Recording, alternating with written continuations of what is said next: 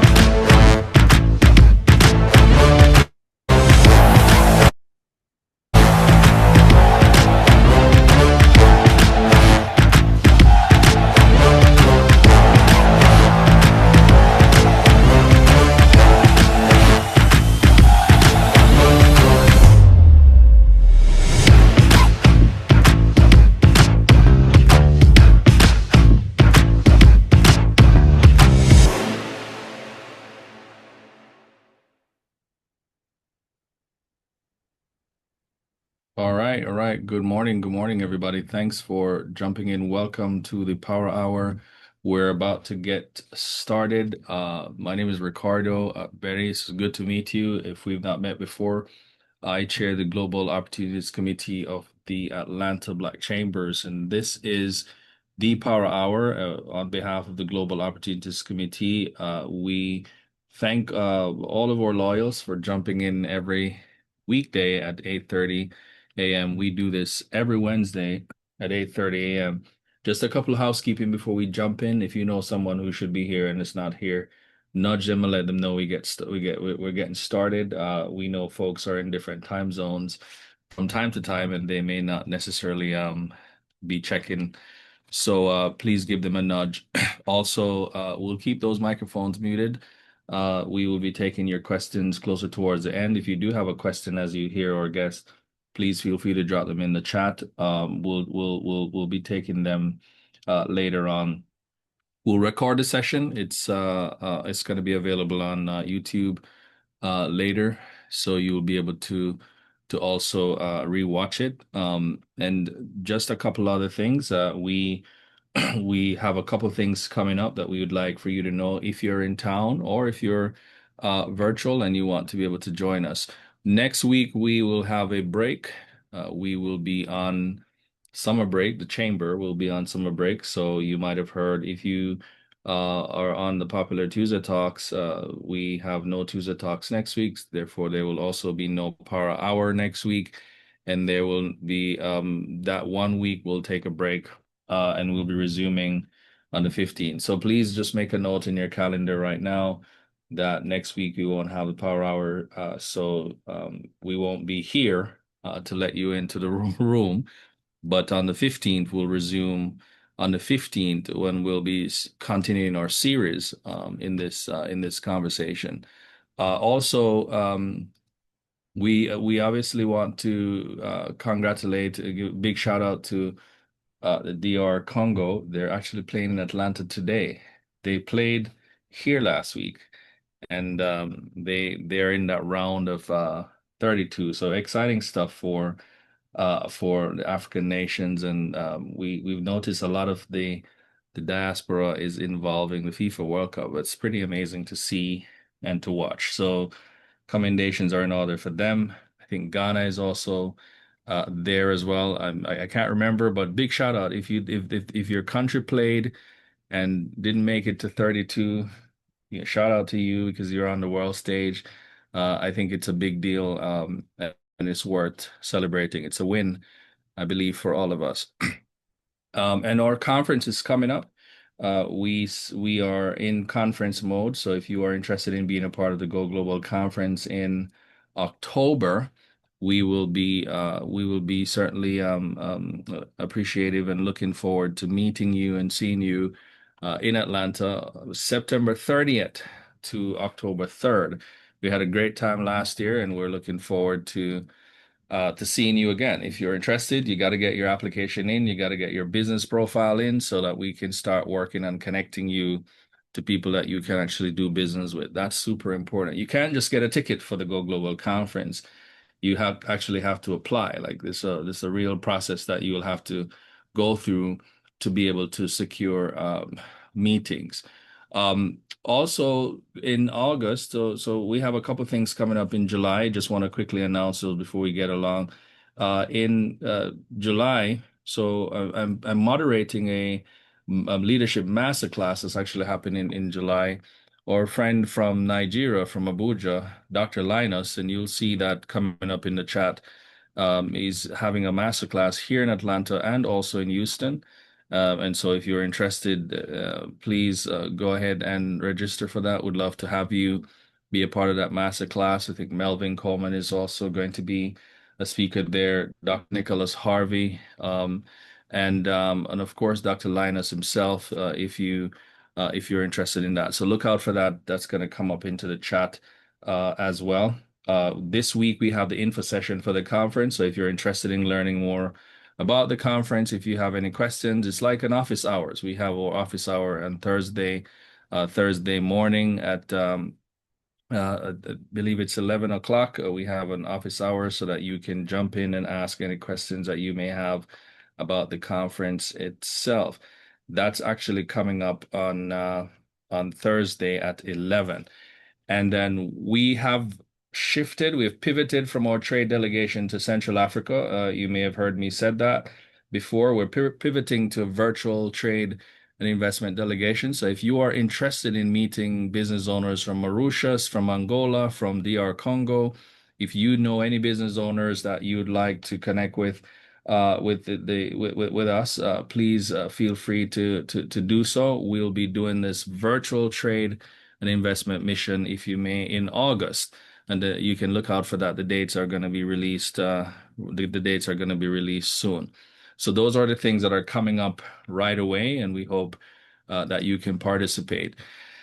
So last week we launched the Readiness series that we've come up with by introducing the concept of international readiness and the idea that global success is not determined by opportunity alone. And so you may recall that I did mention that it's determined by preparation. And so we also introduced 3 pillars that we believe every company, every organization must develop in order to transact successfully, right? And so how do you transact successfully across border? So we've developed these 3 pillars: the trade readiness, the partnership readiness, investment readiness. And so today we're taking a deeper dive into the second pillar, which is the partnership readiness. And so around the world, readiness, business, government, chambers of commerce, universities, you name them, investors, these guys are all looking for partners. And so yet, despite the number of introductions that actually happens every day, we talk about how easy it is to connect these days, relatively few partnerships ever produce meaningful results. And you don't want that to be you. We don't want that to be you either, which is why we're doing this session. And why is that? Successful partnerships are built long before agreements are signed. And so they're built on trust, they're built on credibility, they're built on clear understanding of value.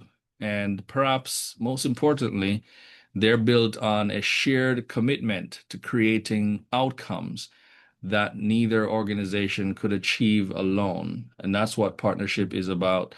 You can't go there alone fast enough, if you may. Today's conversation is really about that, and it's not about collecting, business card and sharing your contacts. Let us know where in the world you're joining from, but that's important. But it's not even about signing memorandum either. It's about understanding what does it take to become the kind of business that the others genuinely want to partner with. So, what does that actually require? Joining us today, we're going to be talking to two outstanding business owners and leaders who have built strategic partnerships successfully. So you can pull case from this, or examples, real examples that we're bringing to you that are successful so far, and we want to continue to applaud them and cheer them on. And so we're going to explore what they've learned. We're going to also explore any mistakes that they've actually made. And we're going to really learn any practical lessons from every business rather should really understand before pursuing partnership um, internationally. Stacey Mollison, the head of our regional lead for the Caribbean, a businesswoman, and Michael ABBIW. He's actually from Ghana, Ghanaian, so Ghana is in the house.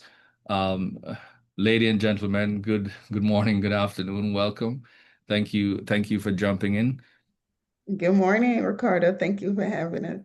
So let's sort of do the basics, the fundamentals. Let's introduce you up and let's understand a little bit more about who is Stacey Mollison and who is Michael. So let's start with you, perhaps, Stacey. Hi, good morning, everyone. My name is Stacey Mollison. I'm President and CEO of Libra Management Group. I am the regional lead for Guyana, South America, and also the head of regional leads for the Caribbean. I was born in Guyana, actually, and came to the States when I was about 10, been in business for about 25 years, have spent the last 30 years in Atlanta and made the transition back to Guyana. I started out kind of going back and forth part-time for about 4 years, and then I made the full transition about a year ago. So I'm actually living in Guyana currently and doing business. Awesome, awesome, fantastic. Michael. Yes. My name is Michael Abiu. I obviously am from Ghana, born and raised. And I run a company called MGA Consulting. Currently, we are operating in two countries, Ghana and Nigeria. We provide management consultancy in the areas of business development, revenue growth, organizational restructuring, and in the general areas of strategy. However, the MGA Consulting Group has a better portfolio. We are into insurance brokerage, we are into event management, logistics management. We have an IT firm, and we sit here in Ghana, looking at how we can, bridge the link between Ghana and other countries, outside Africa, and bring knowledge, understanding, and experience into the Ghanaian region. I also happen to be the president of the Chartered Institute of Marketing in Ghana. So I lead the marketing profession here in Ghana, and I'm the chairman of the governing council. So I think that is it. I'm sure we'll know more when we start the conversation. Yeah, no, absolutely. Thank you and welcome again, guys. So I'm going to start with you, Michael and Stacey. Feel free to give me your perspective as well. So we hear about this partnership thing all the time as we try to set the tone for this conversation. From your perspective, what does a true strategic partner really actually look like? So for me, I will look at it from two ends. One is the extreme end, which would be that a partnership that basically is bringing value to those that are into the partnerships, and everybody and what type of value they're looking for. For instance, if I am partnering with MI Group, It's really not about money. It's more about knowledge transfer. It's about understanding the international market. It's about how do I learn from MI Group to improve my environment. So it's a bit more learning for me. For some people, partnership, the end would be to expand their network. I was dealing with one partner who, I serve on a board, and the company wants to do those partnerships just so that the original business can do better. So basically, so we say, okay, I'm in Ghana, I'm in Nigeria, I'm in Atlanta, Georgia, I am in Guyana, I'm here. And so that they create that international value for their business. And there are some who clearly look at the end, which is about making money, growing their revenues and increasing their profits. So that could be from, so I look at it from one side, and that's the success of a partnership. But most important also is the process. And I think that all of us must also be, involved and look at the process. And a successful partnership is number one, being able to get a partner that understands your work ethics, your ethos, the values of your organization, and therefore is able to take the journey, with you. It's a partnership that has clear understanding between the partners. And unfortunately, I have a partnership now between myself, a company based out in Miami, and also another company in India. And there's a three-way partnership. And we're having an exciting relationship, which has moved from bringing three organizations together, but has brought three brothers together, and we share that excitement, and we're taking this journey together. And for me, it is that shared purpose, and all of us aligning to that shared purpose is what, for me, a real good international partnership should look like. Awesome, awesome. Thanks. And we'll dive a little bit into that. Stacey, what are your thoughts? I think especially with strategic partnership, it's really important that people understand that it's not just on paper. There's a real commitment to help build capacity with that local firm. And I think more importantly, that they respect the knowledge base of the local content firm. A lot of times when international companies come into a market, they tend to think that they're the expert there and they know all the ways that things should be done. And if you're Yeah. coming from first world country, we tend to think we have the best process and solutions to everything, and we're not readily available to adapt to the cultural norms and respect the local knowledge that's there and learn from it. So I think when you're thinking about strategic partnerships, it's really important that we put that first and understand that building capacity and not just one deal thinking that I'm only here to get a couple of deals and I'm not really committed to the growth and the capacity building of the local firm. Yeah, and that's interesting. And because you both have successful partnership and you're also exploring new partnerships, why do you think so many partnerships never move from beyond just a first meeting or simple conversations? Why do you think that is, Stacey?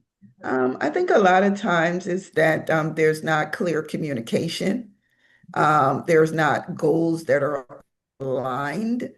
And then it has to be that you guys have both partners have an understanding of what the long-term goal is and how do we move towards that goal. And it requires multiple meetings, multiple engagements before you can move to the next step.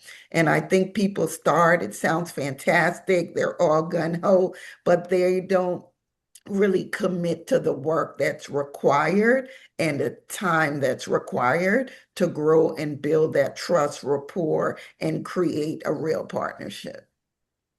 Yeah, and that's interesting as you talk about trust there, and Michael. So building trust, I'd love to hear your thoughts around this because before any agreement is signed, and trust has to exist.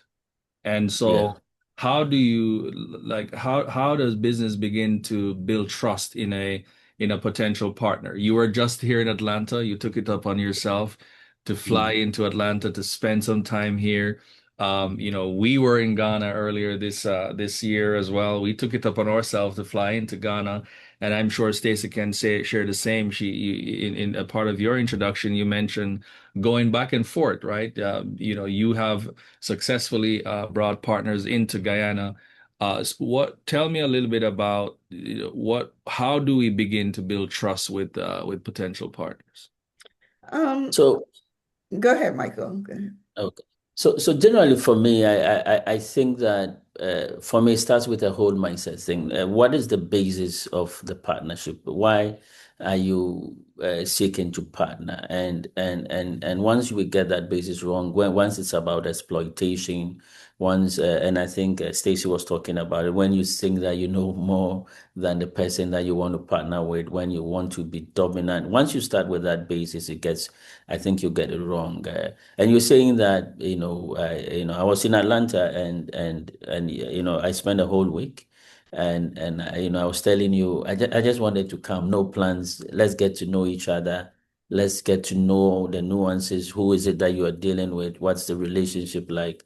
Because personally, for me, I've always said that contracts don't make partnership work. Contracts as for when partnership do not work. They are important, but being able to connect, being able to have a shared dream. Do we align in terms of our focus? Do we want to achieve the same type of goals? What is the focus? Can I accommodate what you have? It's understanding the cultural nuances. And I remember my first partnership in Atlanta. I have a partner who is, very aggressive, American, wants things to move like yesterday. And I'm letting him understand that I am a strategist also. So these are the two sides that we are bringing together to create something beautiful. So for me, what I always say is that what I bring to the table is trust and reliability. I need to be able to create that environment where my partner would have that environment to say, you know what, I can trust you. I know you deliver, or you whatever you say, you stand by it, and that I can rely on you. Once you bring that to the table, the formalities will just work. But there should be that understanding. Let me tell you, one of the experiences I have, and I think that all partnerships should also start looking at, is that cultural differences that we need to start understanding even before, because sometimes if we don't understand the cultural differences, we don't even have trust and reliability issues. That is how things work, and I'm sure that for instance, when you took up on the pains of coming into Ghana, you have a perception of how things work, and how things can delay, unlike the way systems and processes are working in the United States, and therefore it takes away the perception. So I think it's the fundamentals that is important when it comes to building trust within the partnerships. And my first advice would be what we have started doing.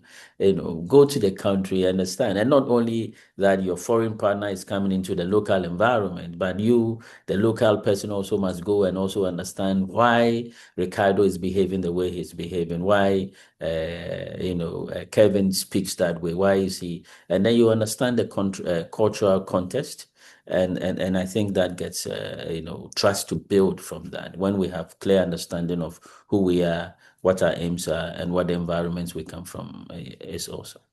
Yeah, yeah. Stacey, you had something? Yeah, and I think a commitment to start that support ahead of even the partnership agreement. One of the things that I think I appreciate about some of the partners that I've garnered is I've received enormous amount of business process support, leveraging of their resources and things even ahead of them signing a partnership agreement, agreeing to do a partnership agreement. And then the other thing is supporting the community. One of my partners, I think she's on the call now. She started with philanthropy. She was interested in Guyana, interested in doing what I hosted a conference, and she literally put up 10,000 US dollars towards one of my philanthropy projects ahead of us even agreeing and deciding to do partnerships. So that already showed me that she had a level of commitment outside of just business in terms of giving back to the community in Guyana. And so those things are what, for me, solidified trust, rapport, the partnership. And then just from my standpoint, in terms of how do I grow my business? How do I transition processes, support my staff, my people? She started working with me on just supporting my business before we even got to the partnership piece. Yeah, that's interesting. So you bring up a money subject there, and so it's a what is it that makes then one business immediately sort of attractive as a potential partner, while another one will struggle to gain traction? Is it the money? Is that something that comes up on the front end of the conversation? Like, hey, do you actually have money to finance this? Like, what are your thoughts? Because you just brought up money, and it was even before an agreement. There was some contribution financially that was like serves as an indicator. But so what is it that is the attraction? Is it what else other Yeah, than I money, think or is it just money? no, absolutely not. It's more than just money. I said that one of the things that people don't understand about partnerships, especially in international space, is that people value your business processes, your technological tools that you're using and leveraging, your accounting processes, your use of VAs, of technology. So there's a knowledge transfer that's really important to helping to build international companies that they may not have. Those companies really appreciate that standpoint. Do you have, accounting process that you can leverage? Can you help them create SOPs? There's really foundational work that's required in strengthening that local content business. And I think there's not enough focus on that. We learned this in the federal government space that, collaboration, teaming is really pushed in the federal government space. And because we're a federal contractor, a lot of the partners that I have coming from the states were in the federal contract space or still in the federal contracting space. And this has been kind of beat into our head that when you are being a strategic partner, you're aligning with another company, you bring all the resources, support, processes to the table to leverage. It's not just about the deal. It's not just about the money. What do I have that is something that's working well in my business that I can share and leverage across that partnership? And I think that's where a lot of people don't spend the time. Yeah, yeah. Michael, you had something to say to that? Yes, for me, I think that to every partnership, we need to be more specific about the values or what value you are bringing to the table, and sometimes also we need to understand the perceptions that it's not always about money when it comes to these international partnerships. In my case, it's more about technical competence. It's about capacity to be able to improve processes and systems, and giving those international value. So money might be for some businesses or partnerships where, for instance, one is building a process and therefore needs to get to the next level, building an organization, and then you say, okay, I need somebody to come in with resources or money to do that. But I don't think all the partnerships should be like that. And I always want to encourage my businesses, and I manage businesses in terms of my clients' businesses here and strategy for my clients. And I tell them that, let me show you something. Sometimes you're better off with technical competency transfer, where process transfer, how are they doing it so that you can also be able to do it. So I don't think, I think it's really about what value are you bringing to the table. The value could be money, But what value are you bringing to the table? Some of the value could just be international exposure, basically, so that my firm or my companies would be getting international contracts. And that is also value that can come in when it comes to international partnerships. Oh, I was in London recently, and the communication was around the fact that, the company that wanted to partner with me has higher costs in getting labor in the UK. And he's saying that, okay, I think that you can be able to take this off me. So let's partner. So this part of my business will now sit in Ghana, and then you process that for me. And then I get to be able to run it at a lower cost here. And that is also partnership. That there's no money involved, but there's great value. So for me, it's about value. But what would make it work for me, I think, is patience. I think most often than not, we come with various type of perceptions, and we want things to work in a particular way, in a particular manner. The speed with which sometimes we want things to work is sometimes a problem that makes partnerships do not work. Because sometimes I've seen a lot of partnerships fail just because, oh, they are too slow, or because they didn't deliver this at this time. And we need to start having that understanding that for international partnership to work, we need patience, we need communication, consistent communication. The partnership I have in Atlanta, for instance, we have two separate types of meetings every single week.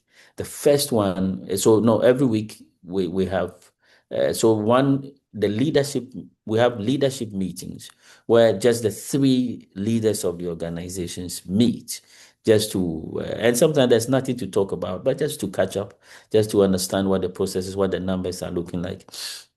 And we do that every other week. And then when it comes to the operational team, so basically there are three organizations, our key people who are delivering on the partnership now meet every single week. And we believe that communication is important. So everybody is brought up to speed. And the last one for me would be mutual accountability. We should come into the partner, even if you are the one bringing the money, you should be accountable for something. You should be responsible for something, not just bringing in the money, but you should be bringing in how the money should be managed and make inputs into how the partnership should work and progress. Not you sit back and then you are complaining or you are expecting this or that. So I think that when we build mutual accountability into a partnership, then we'll get it to work. And I think these three key things are important, especially when we start the conversation: patience, communication, and mutual accountability.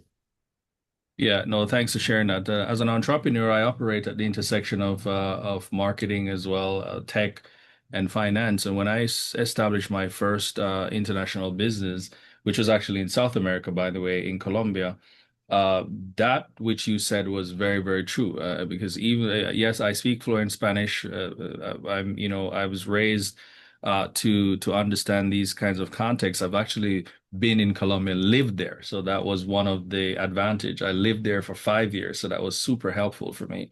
But I wanted to make sure that they were able to deliver what I was looking for. And so I want to talk about value proposition though, because I think what you're saying is that the value proposition has to make sense for both sides. And the one of the biggest mistakes I think companies probably make is focusing on what is it that they want instead of what is it that they bring. And I think sometimes you confuse the two. What is it that you want versus what is that you actually bring?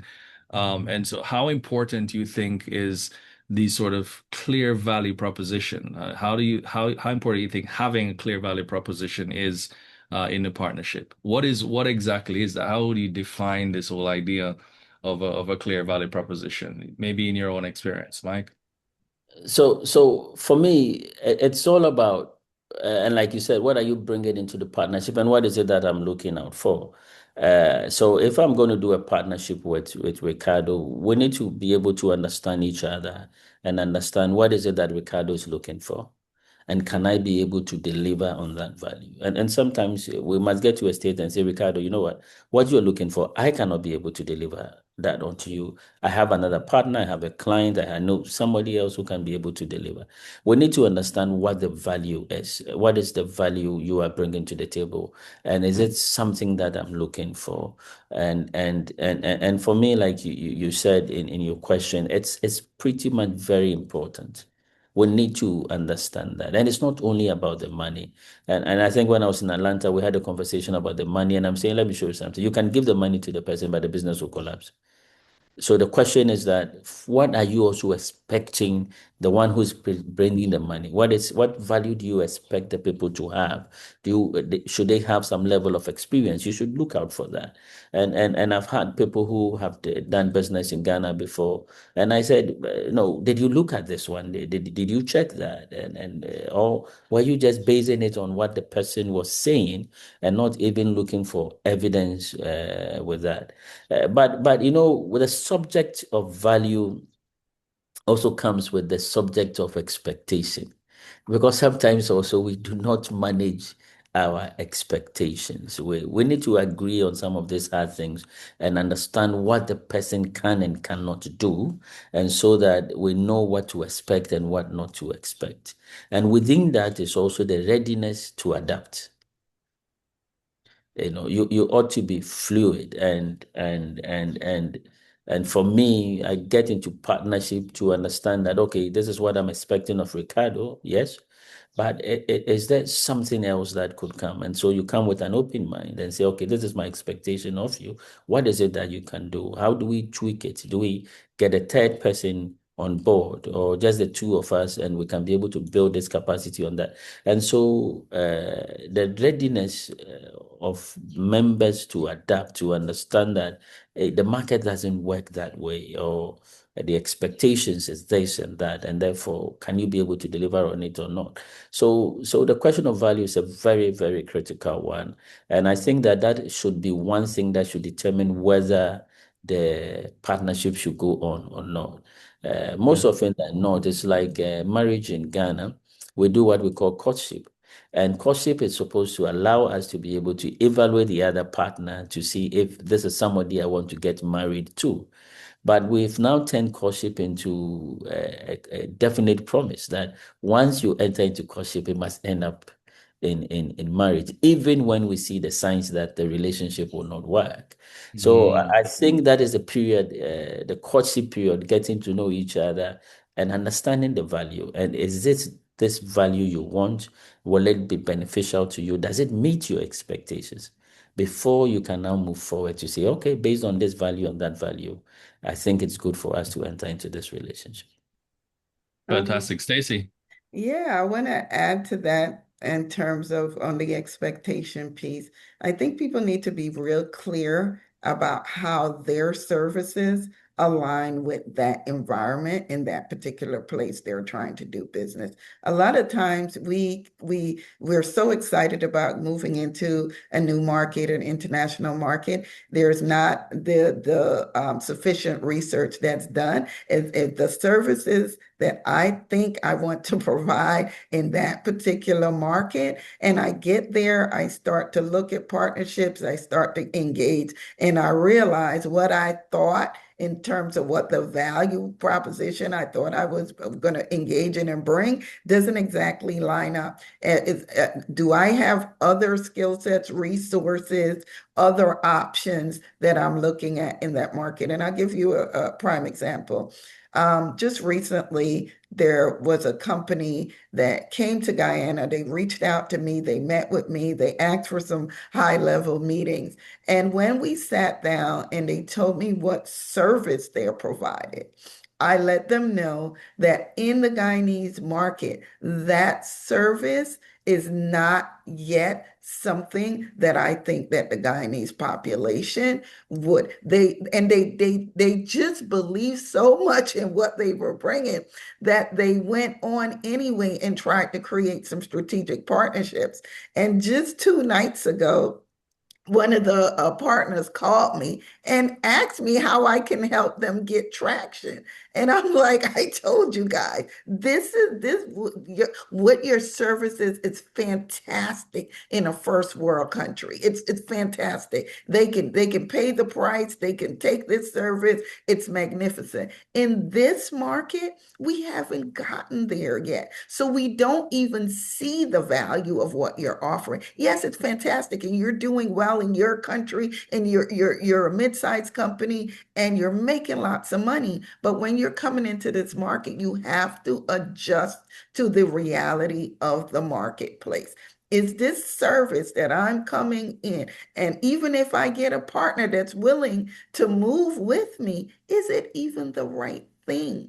How will we make, does that partner even understand what the market requires? They came to me first. I was not interested because I can clearly see our market wasn't ready for it. So literally 2 nights ago, they called me and like, hey, we're struggling with this, what should we do? And I'm like, hey guys, I think I told you guys this 6 months ago, the market is not ready. So I want people to understand, if whatever it is that you're thinking you want to transition those services, products, whatever, to the marketplace, understand what the market can bear. Like, that's number one. What is it that market is willing to accept, consider to be value, and pay the price you're wanting for that value that you think you're providing?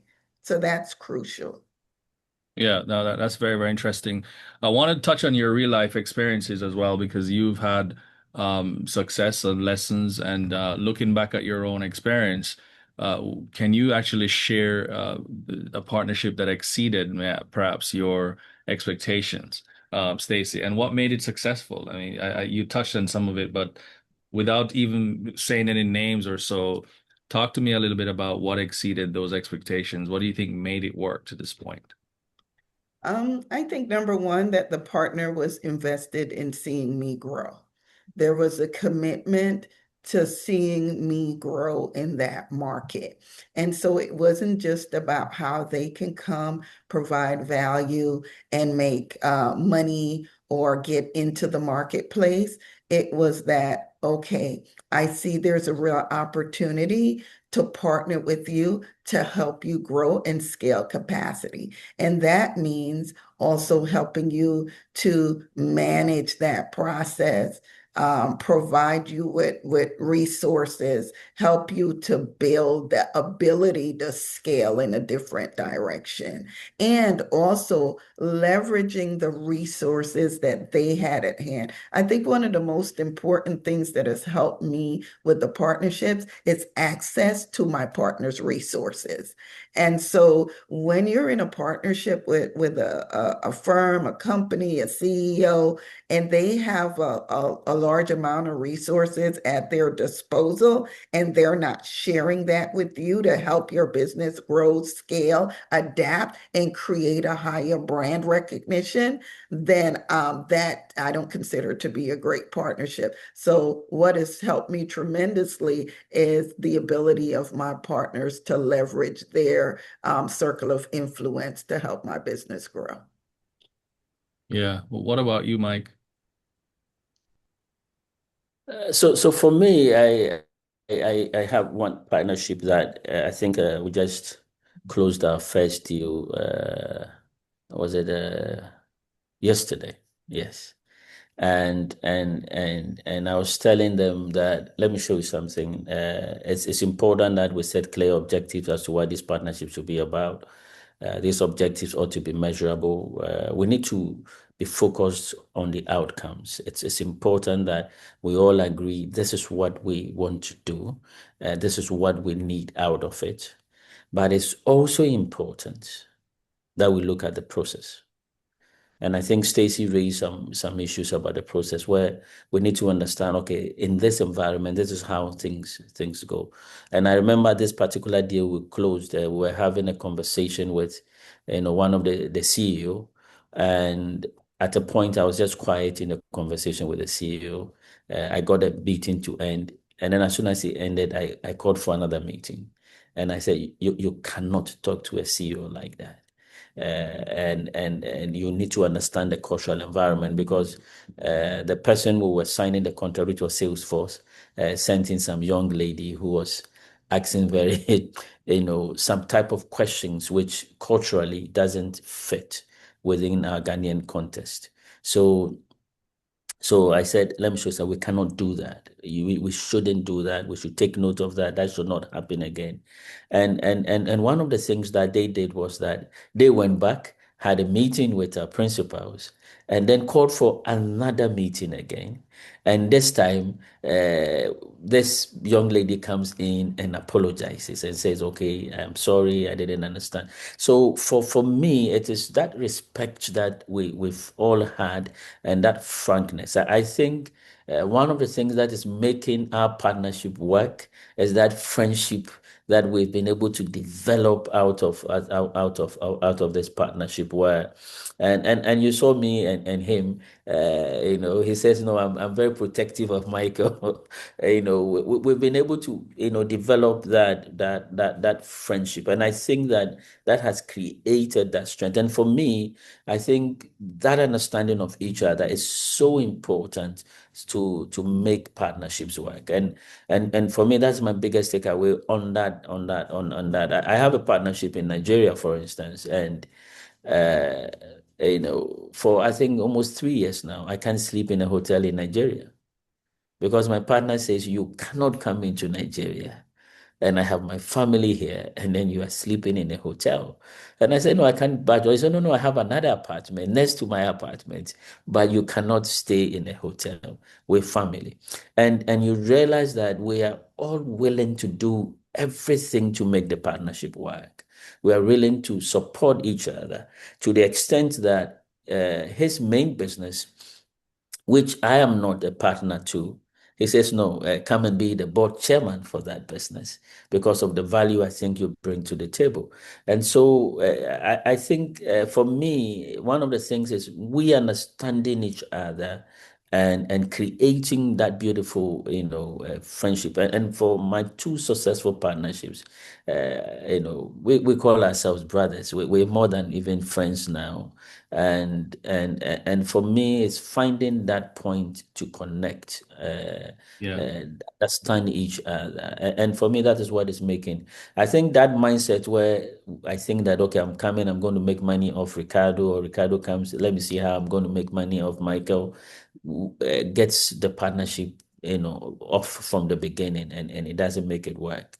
If you should ask me, my personal experience is, I don't know, maybe I've been lucky, but not all partnership have worked for me, but those that have worked, we have this genuine understanding of each other, Yeah. genuine understanding of the value we bring to the table, and we have been able to build this beautiful friendship along the way that basically helps us resolve every issue that we have. Mostly, you raise this issue, this person says, "Oh, why not? No, no, let's talk about it. Let's agree on it."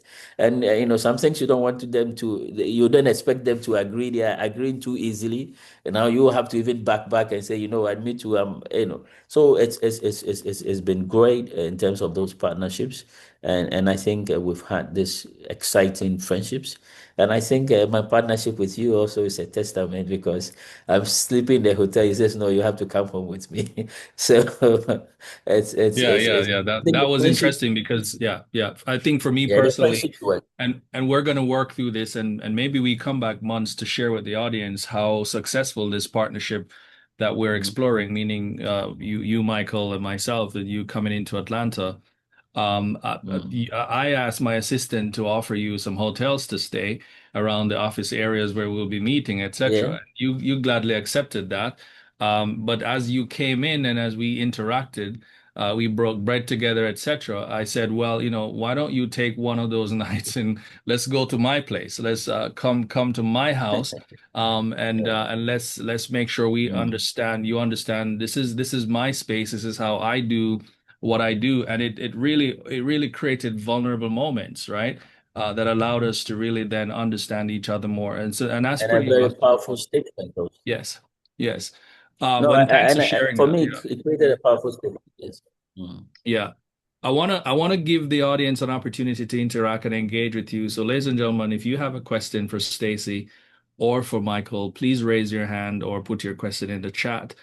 This is your moment to engage. You may not have this moment like this, perhaps you know them, but please share any questions or so that you may have. I will actually drop the poll now. So I'm going to launch a poll now. If you're on your phone or so, look out for the poll. Would love to get your feedback as we continue to wrap this discussion up.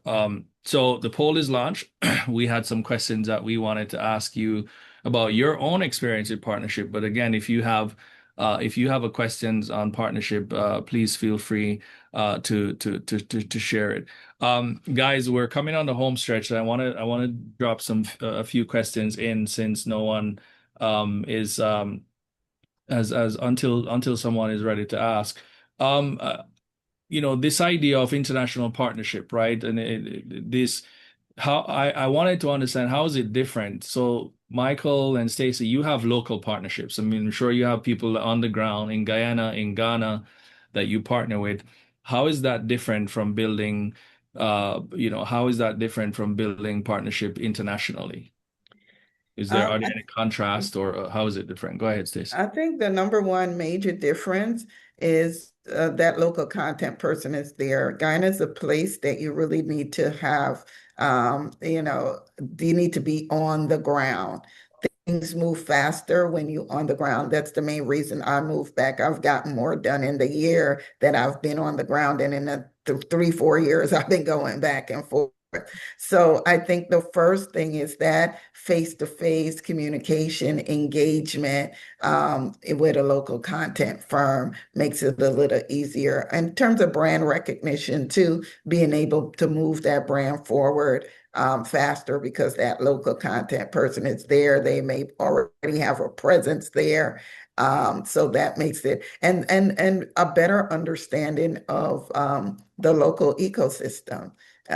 They may have some resources that you can leverage. When you have an international partner coming in, all of that is based on you, right? So that local partner may have some additional local resources, that high level resources that can be leveraged. They may have access, or they may have another area that they've already worked in. They can introduce scalability within the country, maybe faster because they may have a local presence already in multiple cities, that kind of thing. So I think that's a difference. The other thing that I think the benefit of a international partner coming in is that they may have more technological solutions and more SOPs already done, and they may have international resources that you can leverage in a different way of doing things. I think there's benefit to both on both sides. So one not better than the other, but different things that can be leveraged. Yeah, yeah. And Michael, I'd love to hear your thoughts, but touch on the cultural intelligence piece for me. How do you think cultural intelligence, what role do you think cultural intelligence play in this development? So generally, I was going to actually talk about cultural understanding, and for me, I think that's what is different. Understanding the culture of the others, because culture shapes how people communicate, culture shapes how people negotiate, culture shapes trust and how we build that trust. It even shapes how we make decisions. So for me, I think one of the biggest thing we want to understand when you're looking at international partnerships is the cultural nuances between the two environments. What might be very important to you might not be to the other, and so understanding that cultural nuances is very important. Another thing that comes out is the respect for local, customs and environments. I spoke about that conversation with the CEO, and once we understood that, the rest of the communications were, because there's a second major contract we're working on, about 10 times as big as this first one, and within that conversation, when we all had a clear understanding of the cultural environment, the clients are excited with us, are excited with the partners I have, and they are also excited with the clients and the way the client thought processes are. So once you understand the cultural context, it makes business a bit better. You also want to understand how business is done within those local an environment. So for instance, if you're partnering somebody with Ghana, you need to understand how business and the business processes in Ghana is. And then you also want to understand what the business processes is in Atlanta. So we both would have a basic understanding of how you're thinking, how your thought processes are, and how you need to do that. But one of the things I'll talk about in terms of cultural intelligence is that the partners ought to be curious. Partners must be curious. I love the thing you're doing. Instead of sitting there and saying, I want to do business here or there, you bring in the team here to engage with the people. That is important. The culture, that curiosity should be there.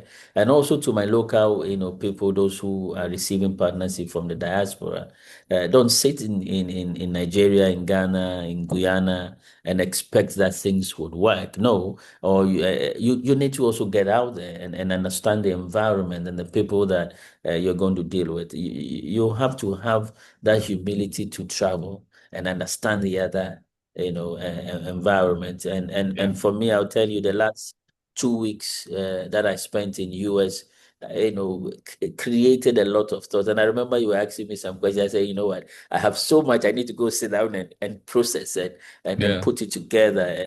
It's a very different, way of understanding this.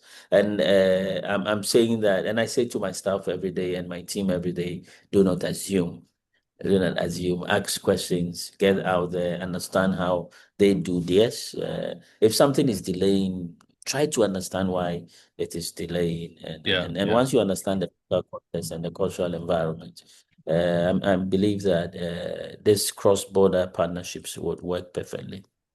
Yeah, I have two questions quickly for you, and ladies and gentlemen, if you bear with us, I'd love for the guests to get these answered. One is from Karanta. She's at work, can't make a call. She said, but the question for both of you, Stacey and Michael, how do you measure a successful strategic partnership? How do you have anything to measure that?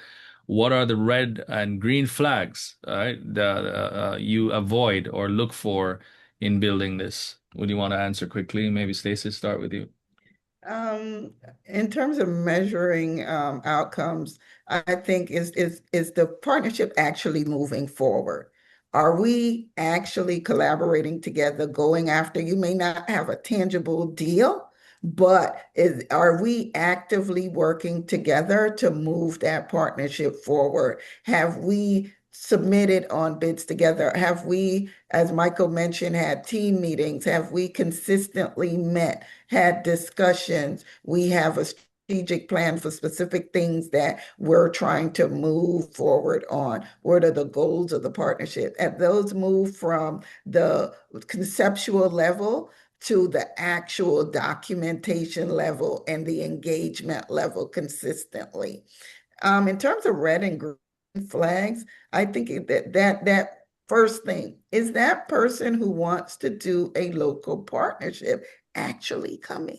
Like for me, that's my number one thing. You can't say to me, I'm interested in doing business in Guyana, and then you come once a year and you're thinking that that makes a strategic partnership.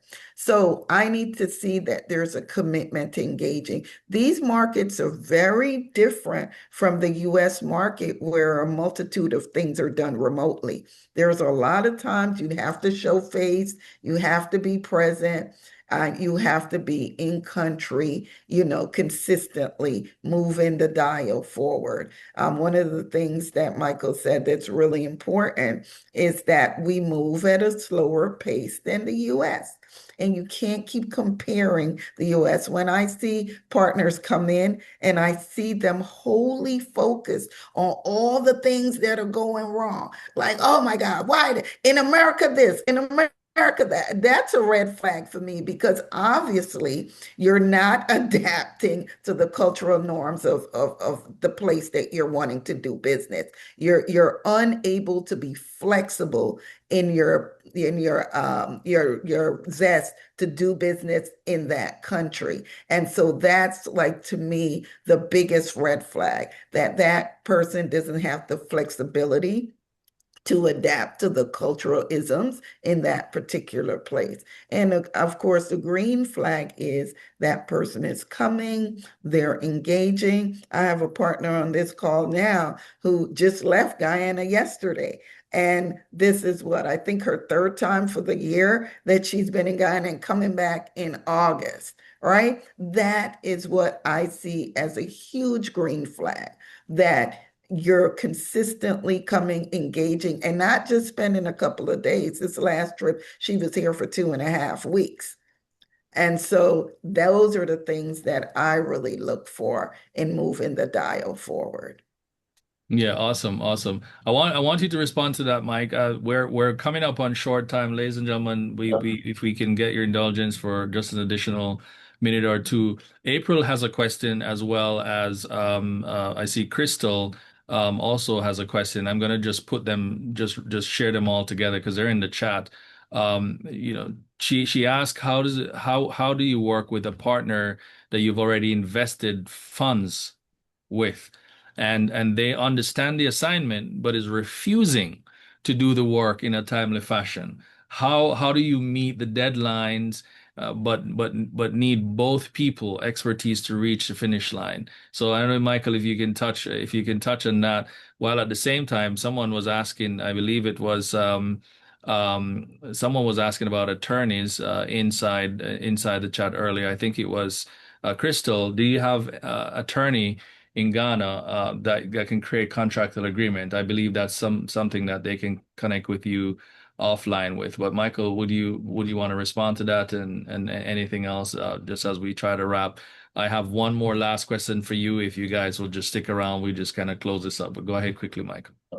So let me do that quickly. In terms of what success means, I think that I stated it. There are two things. Number one is what is the final outcome we want to achieve, and the second is what are the stages and the processes that we are putting in place to get there, and whether we are committed to the stages. So it's important we know what we want to achieve at the end, but the focus should not be the end, which is the outcome, but the focus should be on the processes and our commitment in going through the process. It's not that I'm putting $100,000, I'm putting $1 million, and we must get to the end. It takes time. It's a new business, just like anywhere else in the world, including America. A new business takes time to build. So, but the question is that are we progressing? Are we going through the stages? And so that's one of the things that I think success looks at for me. Are we closing? So, for instance, we're looking for customers. Now we've gotten customers. We are moving them through the stages. Now we started closing them. That shows real progress. Everybody's excited. For me, that is what is success for me. But in terms of red flag, I would talk about mutual respect. Don't go into any partnership thinking that you're better than the other partner. Everybody's coming with a value. Mutual respect is what for me is very important. If you come to me, you can be a trillionaire in the United States, but I'm holding my own here in Ghana. It's not like I'm the pictures we show that these people are poor. No. We have very viable businesses here in Ghana. And so you come and you show some respect to me and what I do and the things I do, then this would work. Now, let me move quickly to also the question on the deadlines and the other party refusing to work. And sometimes the problem will be that the partner was not a good fit in the first place. Or it could be that the partner is a good fit, but the environment, decision-making takes a lot of time. And in Ghana, for instance, a simple thing that could be done in a day could take months. Somebody can put it on their table and say that I'm going for holidays in 3 months, and nobody can touch that file until they come back. So it depends, and also whether you like what Stacey was saying, have you understood the environment with which you are doing your business? I don't know which environment it is, but when you're dealing in Ghana, for instance, we can give you an example. One of the things I would advise is that wherever that you want to partner, whichever country you want to go into it, find people who are already there, find colleagues who are dealing with it, take their experiences and learn from that so that your expectations can be managed. And then when it comes to, do we have attorneys that can draft contracts? Yes, there are a lot of attorneys that can do that. We can link you up to what my business also is. I'm into the business of helping people set up here in the country. However, I said something earlier and I want to repeat it again. The paperwork is not what makes a contract successful. Because other than that, you end up sitting in court and then spending all your time in court. That's not, it's making sure that you are selecting somebody who's bringing value, a value that you trust, the value you think is reliable. And the friendship is created before a contract is signed. Because the contract in itself doesn't make partnership successful. It's the person and the value the person is bringing to the table. So I think I've touched base on all of them, yes. Yeah, absolutely. I'm going to share the poll result because it's interesting, and you can feel free to kind of comment on it. But as you could see, folks are very familiar with this. This is probably happening. So congratulations to all of you who are engaging in partnership. Trust is a major requirement, if you may, that folks are looking for. And this idea of partnership structure, a lot of time it's just teaming up and collab, making sure that this can actually happen. And I'd like to say, and Stacey, you mentioned it on Tuesday Talk the other day. So we are going to be partnering with Stacey because we are going to the Caribbean in March 2027. I want to put that out before we forget. Mark your calendar, March 2027. We do the trade and investment delegation out to the Caribbean. Guyana is going to be our first stop. They're going to be headlining this trip. And we're going to be doing our conference. We're going to be doing a conference out there in partnership with Stacey and her conference and the Go Global conference coming together. And we're going to be launching that out there before we go over to Suriname and we go to Grenada and we go to Jamaica. If you want to be a part of that with us, mark your calendar and start thinking about how you can get involved. That's an example of the partnership. And so we're super excited. We're super excited about that. Guys, the anticipated date, great question. It's going to be around the first mid part of March, Stacey. We're going to But start yeah, starting around the 11th or yeah, so around of the March. 11th or so of March, and we're going to be hopping these countries. So if you are interested in that, just mark the calendar. You look out for some save the date information to come to you soon. This is going to be the largest delegation that we've ever put together. I think the one that we have so far that's the largest is the one to Colombia, Cali, with 25 companies. I think we could do better with this one, Stacey. We could get 30, Absolutely. 50, potentially we could get 100. So get ready. There is also a flight from Africa right into Barbados, right, Stacey? You Yep, shared that just the other day. started. So if you want partnership meeting and you can't come to the US, if you're on the continent, you're having visa issues to get to the US, go to Barbados. Let's meet in the Caribbean, right? Go to Panama because there's a flight directly from Nigeria into Barbados, I think it is, that you can actually say, let's go meet in the Bahamas, let's go meet in Barbados. It's so close to Miami or Atlanta.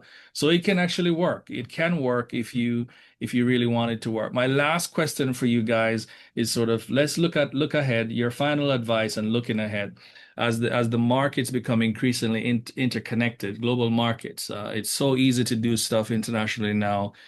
What's your advice for the folks who are listening as they move their partnership needle forward? And how do you see partnership evolving over the next decade or so? Stacey? Um, I think people should just do it. One of the biggest things I see with people wanting to go international is overthinking it. I think that when you think about what I tell my people, especially the folks who were doing business in the federal government, is just think of it as another state, right? You're doing business just outside of the state that your business is in.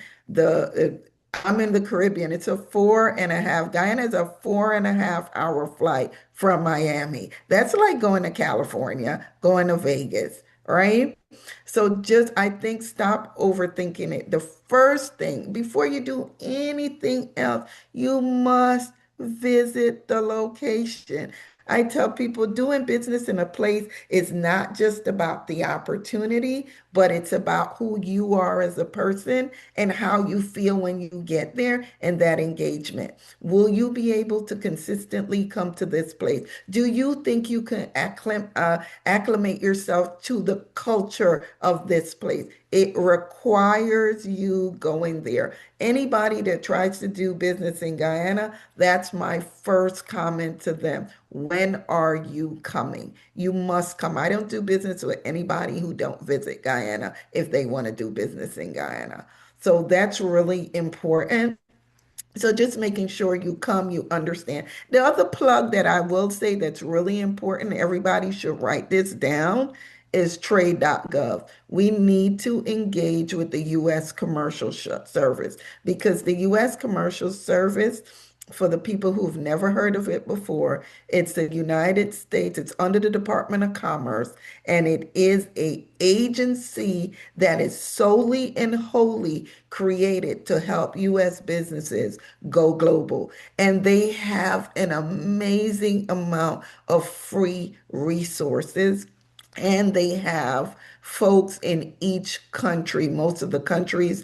And so I want to make sure that people are leveraging and utilizing. SBDC has an international trade arm that you're leveraging the resources that are available to you for free. We have a great working relationship with the U.S. Commercial Service. They attend all my conference events. But what's important is that they're housed in the U.S. Embassy in most of the places where they reside. So you have a direct link to a relationship engagement with the U.S. Embassy. And one of the things that they can help you to do is not only create B2B meetings, they vet for free. They vet companies you're interested in doing business with. They will do an assessment of the market. You can fill out the documentation and they will tell you if what you're trying to offer even have a place in the marketplace you're trying to connect with. And this is all your groundwork that you can do beforehand. So I really want to stress, Ricardo, over and over again that ABC is here. We're here to help and support you. Anyone that's interested in doing business in the Guyana or the wider Caribbean, I'm here to support you. And my goal is always not just to give you information from me, but how do we leverage other important organizations that we can utilize to make a larger impact and be more successful in going into a particular market. Awesome. Fantastic. Michael? So I would want to end with a question, for instance, or maybe a statement that before you look for a partner abroad, you should ask yourself, are you a partner worth having at home? So would a US-based organization want to partner with you? You need to ask yourself that question in terms of your governance, in terms of your financial transparency, in terms of your processes, your documentations, in terms of how you invest in leadership, in terms of your value proposition. Is it something that a partner at home would like? Because you need to do that. You need to make yourself ready for partnership. You need to bring some value to the table, not only money, but you need to bring some other values to the table. That's number one. The second thing is that if you want to partner, you want to deal with international, partnerships, you need to be patient. You need to be patient and with trust. You need to be really patient with this. You need to understand the local environment for which you want to partner with. It's not all about product or strategies or technology. It's about the people. It's about the cultural nuances. You need to do that. And then you should value mutual respect between the partnerships. For me, I think that you should not look for quick wins, quick money. You should look at building systems and creating value over the long term. I think partnerships, it doesn't fail because of lack of opportunity.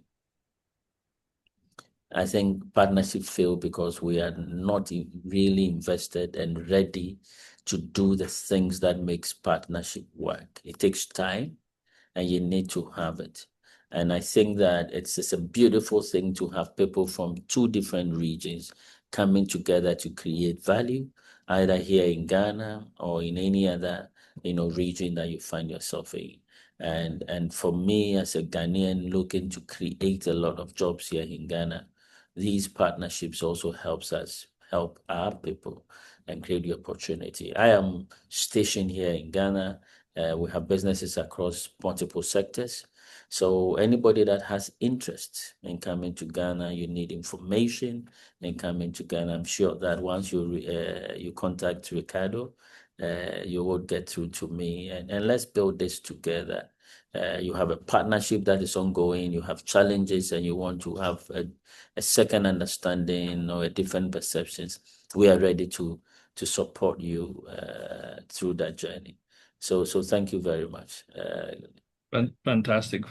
Listen, thank you both. We know successful partnerships are not built on good intentions alone, and you've done it. They're built on trust and credibility and value, mutual value, and shared commitment to creating outcomes that benefits everyone involved. And so the discussion that we had today, we've heard that partnership doesn't begin with just signing an agreement. We understand that they begin long before that with preparation, and that's why we do this. And we thank you for sticking around, because partnership begin with understanding who you are as a business, but then also what value you bring to the table and whether you are truly ready to collaborate across cultures, sectors, and borders. And it's okay if you aren't. Don't sweat it. You can get there. It's okay to be honest with yourself. One of the biggest lessons from today, as you heard, is that the strongest partnerships are never one-sided. They are built on reciprocity and accountability, communication, and a willingness to actually invest in the relationship over time.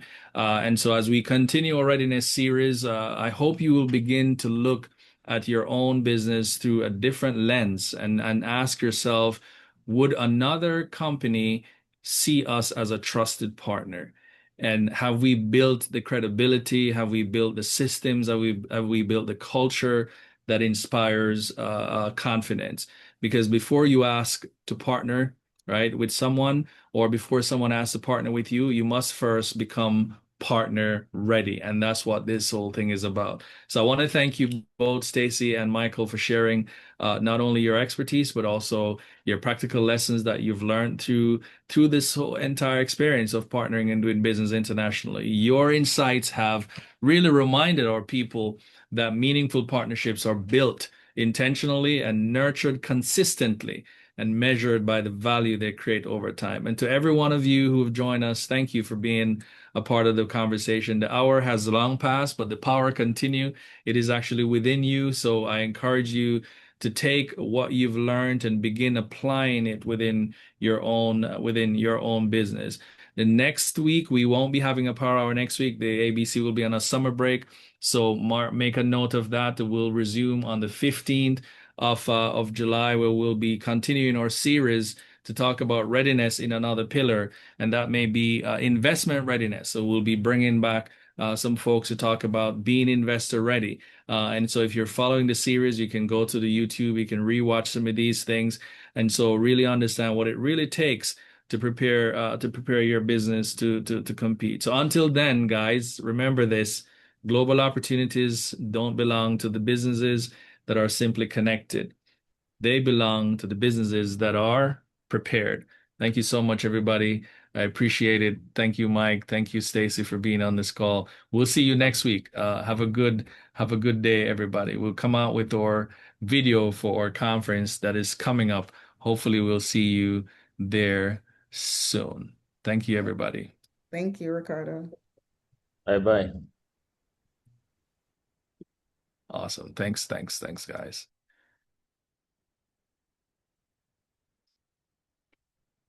Just trying to get that video playing for you all. There we go.